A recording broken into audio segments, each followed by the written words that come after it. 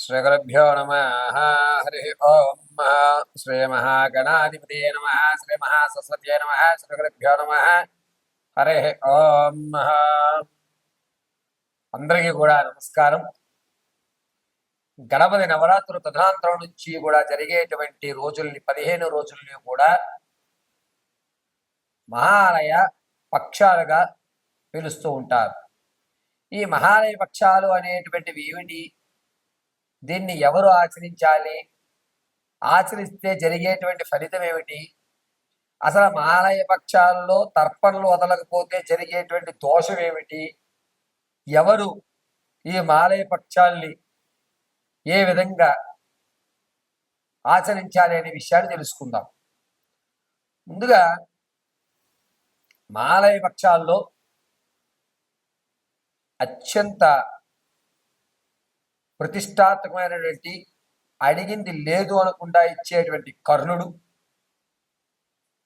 కాలం చేసి తదనంతరం యమధర్మరాజు అతనికి అన్ని ఏర్పాట్లు చేసి భోజనాది దప్పిక తీర్చుకోవడానికి నీళ్లు మాత్రం ఇవ్వలేదట. ఇవ్వకపోవడంతో ఇదేమిటిది, అన్నీ ఉన్నాయి కానీ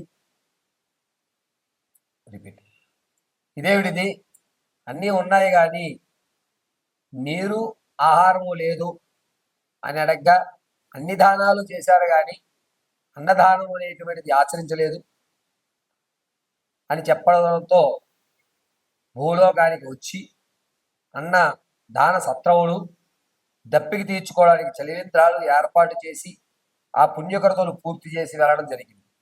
అప్పటి నుంచి కూడా ఎవరైతే మన పూర్వీకులు కాలం చేసినటువంటి తిథి తెలియకపోతే ఈ మహాలయ వృక్షాల్లో మనం తర్పణలు వదలడం వల్ల పితృదేవతామూర్తులకి పైన ఉన్నటువంటి పెద్దవారికి కూడా నీరునిచ్చేటువంటి అవకాశం కర్ణుడు మనకి కలగజేసినటువంటి మహద్భాగ్యంగా చెప్పుకుంటారు.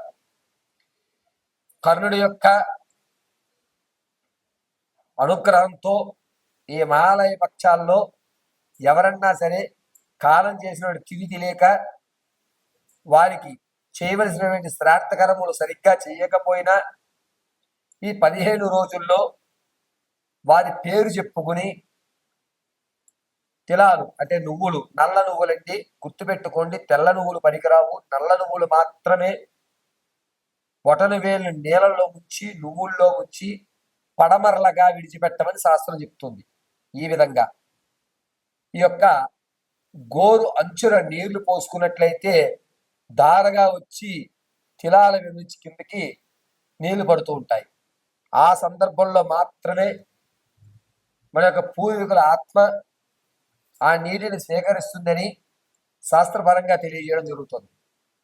ఎవరికన్నా మన యొక్క పూర్వీకులు కష్టపడి మన తల్లిదండ్రులు కానీ మనల్ని పెంచి పోషించి ఒక స్థాయిలోకి మనకి రావడానికి కావలసిన అన్ని సౌకర్యాలను కలగజేస్తూ ఉంటారు.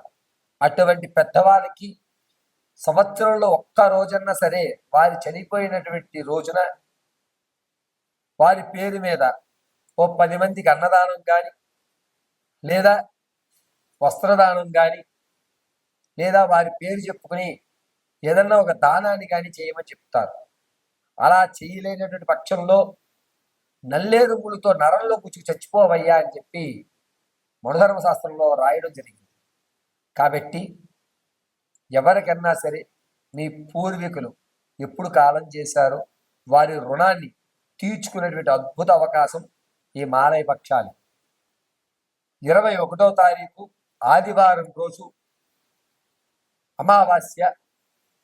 ఈ అమావాస్య పితృదేవతలకి మనం రుణం తీర్చుకునేటువంటి మహత్తవకాశం కలిగేటువంటి రోజు. ఆ రోజున ఉదయం 8 గంటల 4 నిమిషాల నుండి 9 గంటల 20 నిమిషాల మధ్య వ్యవధి దుర్ముహూర్తంగా చెప్తాం.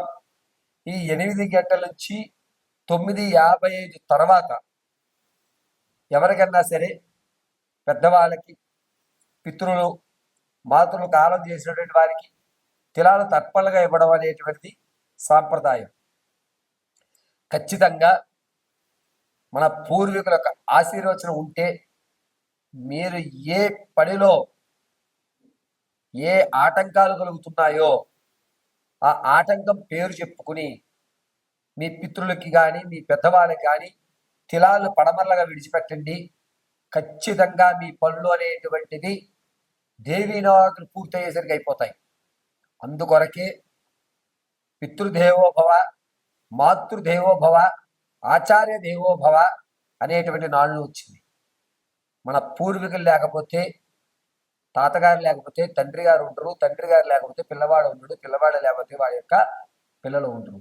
వంశం అభివృద్ధి చెందాలన్నా, నీకు ఎప్పటి నుంచో పీడిస్తున్న సమస్య తొలగాలన్నా, అమ్మవారి పాదాన్ని ఏ విధంగా అయితే పట్టుకుంటామో అదే విధంగా పెద్దవాళ్ళకు కూడా నమస్కారం చేసుకోవాలి. అందులోనూ ఈ మహాలయ పక్షంలో 21 ఆదివారం రోజు వచ్చేటువంటి అమావాస్య మహాలయ అమావాస్యగా పేరు తెచ్చుకుని బొటన వేలుతో నీళ్ళల్లో ఉంచి బొటన వేలుని ఆ నీళ్ళలో ఉంచినటువంటి బొటన వేలు నల్లటి నువ్వుల్లో ఉంచి పడమరలుగా నీరు పోసుకుని ఒక ధారగా వదిలి తర్పణ అని అంటారు. ఆ విధంగా వారి యొక్క పేర్లు చెప్పుకుని తర్పణ చేయాలి. ఇంట్లో ఇద్దరు ఆడపిల్లలే ఉన్నారు, గురువు గారు వారికి వివాహం కాలేదు, మరి వాళ్ళు తర్పణ చెయ్యొచ్చా అనేటువంటి సందేహం ఉండొచ్చు. ఆడవారు ఉన్నప్పుడు తర్పణలు చేయడానికి శాస్త్ర విరుద్ధం కాబట్టి అటువంటి వారు స్వయం భాగాన్ని బ్రాహ్మడికి కానీ లేదా బాగా ఆకలిగా ఉన్న వ్యక్తికి అన్నం పెట్టి కూర్చోబెట్టి అన్నం పెట్టి అతను తృప్తిగా భోజనం చేసే అంతవరకు కూడా ఉండి మీ యొక్క పూర్వీకులకు నమస్కారం చేసుకోండి.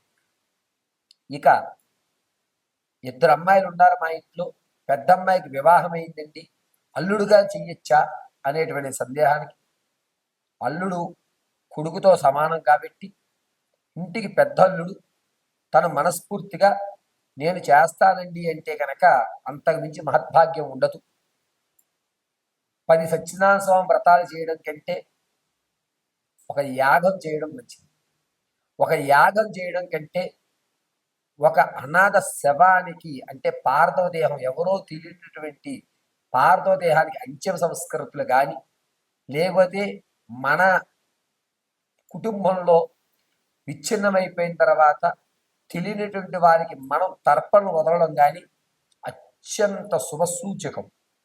పరమశివుడు అనుగ్రహిస్తూనే మనల్ని రక్షించడానికి పరమశివుని యొక్క పూర్తి అనుగ్రహం మనం పొందడానికి ఉన్న ఏకైక మార్గం ఈ తర్పణ వదలడం.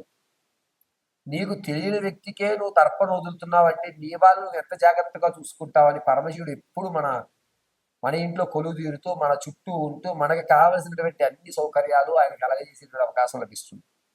కాబట్టి మహాలయ పక్షం 21వ తారీఖు ఆదివారం రోజు ఈ అవకాశాన్ని విడిచిపెట్టుకోకండి. చక్కగా 9:55 తర్వాత సమయం కూడా చెప్తున్నాను, 9:55 ఆదివారం 9:55 తర్వాత మీరు తర్పణలు విడిచిపెట్టండి. శుభస్య శీఘ్రంగా ఉన్నతమైనటువంటి స్థితిగతులు పొందడానికి ఆ పరమశివుడు మిమ్మల్ని ఎల్లవేళలా రక్షిస్తూ ఉంటాడు. ఈశ్వరానుగ్రహం కలుగుగాక.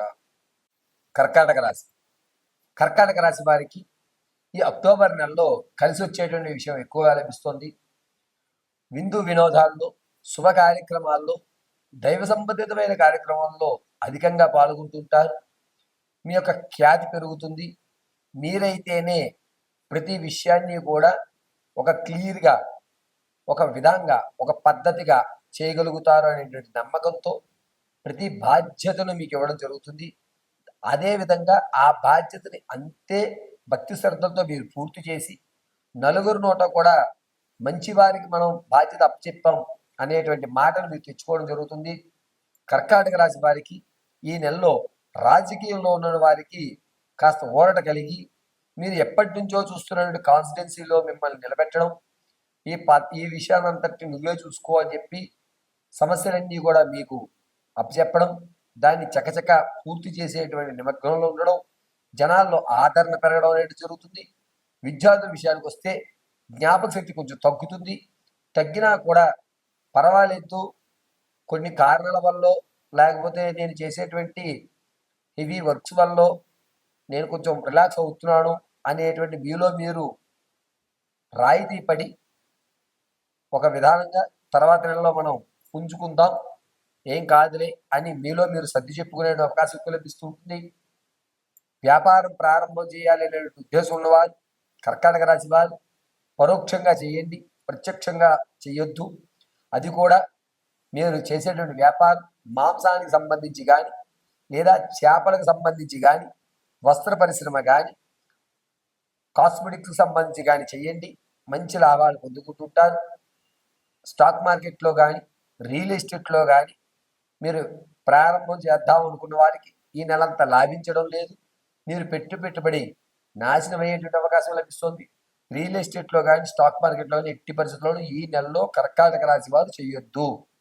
ఇక ఎవరైతే విదేశాలు వెళ్దాం అనేటువంటి కోరిక, కుతూహలం ఉన్నారు వారికి మాత్రం మాకు మంచి అవకాశం అక్టోబర్ 21వ తారీఖు నుంచి ప్రారంభమయ్యి 28వ తారీఖు వరకు లభిస్తుంది. చక్కగా మీరు అమెరికా కానీ ఇతర దేశాలకు వెళ్ళేటువంటి అవకాశం బాగుంది. శ్రీకారం చుట్టుకోండి. భార్యాభర్తల మధ్య కలహాలు తెలుస్తున్నాయో అవి ఇంకాస్త పెరిగేటువంటి అవకాశం లభిస్తుంది. కోర్టు వరకు వెళ్ళరు కానీ మీ యొక్క గ్రామంలోని పెద్ద మనుషుల మధ్యలో కూడా ఈ సంబంధం తెగదు, ఇంకా వీళ్ళని విడిచిపెట్టేయండి అని మీకు ఇంకొక నెల వరకు కూడా సమయాన్ని ఇవ్వడం జరుగుతుంది. తాత ముత్తాతల నుంచి వచ్చేటువంటి ఆస్తి ఏదైతే ఉందో వంశపారంపర్యంగా అది వచ్చే అవకాశం చాలా తక్కువగా కనబడుతుంది. కొంచెం జాగ్రత్తగా చూసుకోండి. మిమ్మల్ని నమ్మించి మోసం చేసే వాళ్ళే ఎక్కువ లభిస్తున్నారు. శత్రువులు అనేటువంటి వారు మిమ్మల్ని విడిచి వెళ్ళారు, మళ్ళా తిరిగి వస్తారు, మిమ్మల్ని శరణు వేడుతారు. నేను మారిపోయాను, నన్ను చూసుకో, నేను ఎటువంటి ఇబ్బందులు కలగజేయనని నమ్మవలసిన మాటలు మాట్లాడుతుంటారు. దయచేసి ఎవరిని నమ్మకండి. ఇక విలువైనటువంటి వస్తువులు కానీ, స్థిరాస్తులు కానీ ఏవైతే ఉన్నాయో వాటిని మీరు తక్కువ ధరకి అమ్మేసుకోవడం జరుగుతుంది. కాబట్టి మీరు ఎంత కష్టమున్నా ఈ నెలలో కనుక స్థిరాస్తిని అమ్ముకుంటే మళ్ళా దాన్ని మీరు పుంజుకోలేరు. కాబట్టి అలా ఆస్తి అమ్మేటువంటి అవకాశం వస్తే బినామీ మీద పెట్టుకుని మీరు స్థిరంగా ఉండండి, కానీ ఎట్టి పరిస్థితుల్లోనూ ఆస్తులు అమ్మొద్దు. ఇది గుర్తుపెట్టుకోండి. ఇక ఆడవారి విషయానికి వస్తే సంతానం కొరకు ఎవరైతే చూస్తున్నారో వారికి మంచి అవకాశం లభిస్తోంది. సంతానం సఫలమయ్యేటువంటి అవకాశాలు చాలా ఎక్కువగా ఉన్నాయి. ప్రసవానికి ఎవరైతే ఉన్నారో పుత్రికా సంతానం కలిగేటువంటి అవకాశం ఎక్కువ లభిస్తుంది. ఎవరైతే వివాహం కొరకు చూస్తున్నారో వారికి దగ్గర సంబంధమే లభించేటువంటి అవకాశం లభిస్తుంది. ఖచ్చితంగా వివాహం అయ్యేటువంటి అవకాశం, మాపిల్లాడు అనిపించుకునే అవకాశం అక్టోబర్ నెల 18వ తారీఖు నుంచి ప్రారంభం చేసుకుని 24వ తారీఖు వరకు కూడా శుభశీఘ్రంగా ఉంది.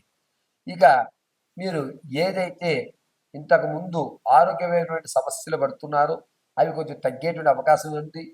ఈ జుట్టుకు సంబంధించి కానీ, లేకపోతే ఇక్కడ వెనక భాగంలో ఉన్న నరాలకు సంబంధించి ఇబ్బందులు కలుగుతూ ఉంటాయి. చేతి నరాలు కానీ, మెడ నరాలు కానీ పట్టేసేటువంటి అవకాశాలు ఎక్కువ లభిస్తున్నాయి. ఒక్కొక్కసారి నరం మీద నరం ఎక్కి కాస్త ఇబ్బంది పడేటువంటి అవకాశం ఎక్కువ లభిస్తుంది. అది కూడా అక్టోబర్ 10వ తారీఖు నుంచి ప్రారంభమయ్యి 25 మధ్యలో జరిగేటువంటి అవకాశం ఎక్కువ లభిస్తుంది. ప్రమాదాలు మాత్రం శృతిలో తప్పుకుంటాయి, ఇబ్బంది ఏమీ లేదు. చిన్న చిన్న దెబ్బలతో మాత్రమే మీరు బయటపడేటువంటి అవకాశాలు ఎక్కువ లభిస్తున్నాయి. ఈ నెలలో నేను చెప్పినవన్నీ కూడా గోచార రీత్యా మాత్రం తెలియజేశాను. వ్యక్తిగతమైనటువంటి కర్కాటక రాశి వారి వ్యక్తిగతమైన జాతకం తెలుసుకోవాలంటే కింద స్క్రోల్ అవుతున్న నెంబర్ని సంప్రదించండి. చక్కగా మీ యొక్క సమస్యల పరిష్కారం లభిస్తుంది. ఇక గోచార రీత్యా మీకు రెమెడీలు చెప్తున్నాను, శ్రద్ధగా వినండి. ప్రతినిత్యము కూడా తెల్లటి పుష్పాలతో మీ దగ్గరలో ఉన్నటువంటి ఏదన్నా అమ్మవారి దేవాలయంలో ఓం క్లీం మహాదేవ్యై నమో నమః అని 54 సార్లు చెప్పుకుని తెల్లటి పుష్పాలతో అర్చన చేసి అమ్మవారి ఎదుట నేతితో ఎర్రటి ఒత్తు వేసి దీపారాధన చేయండి. ఇలా చేస్తే కనుక ఈ అక్టోబర్ నెలలో పరిపూర్ణమైనటువంటి మీ సమస్యల పరిష్కారం, మీరు అనుకున్న పనులు చకచక అవ్వడం, ఇబ్బందులు లేకుండా మనసు ప్రశాంతమైనటువంటి జీవితాన్ని ఈ అక్టోబర్ నెలలో మీరు పొందిపుచ్చుకోవడం జరుగుతుంది.